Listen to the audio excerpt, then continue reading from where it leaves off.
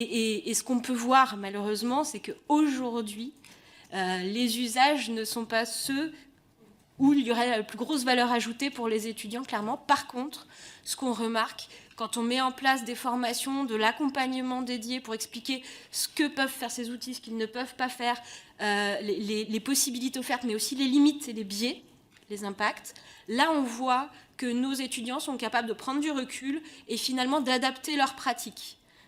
Donc le message que j'aimerais apporter, c'est l'importance de l'évaluation, justement, l'importance de développer des outils, mais aussi de les évaluer.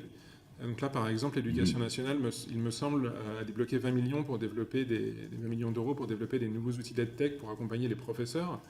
Et je pense que c'est vraiment important que ces outils soient non seulement développés, mais également évalués. En fait, donc pour quelques pourcents du prix du développement de l'outil, on peut faire une évaluation à grande échelle avec les meilleurs standards scientifiques. Et pour ça, la France est particulièrement bien placée. Sur l'interdisciplinarité, quand je disais que tout à l'heure, en fait, tout le monde, chaque département voulait développer son propre cours en intelligence artificielle. Donc on allait faire un cours IA pour la chimie, un cours IA pour la bio, IA pour la physique.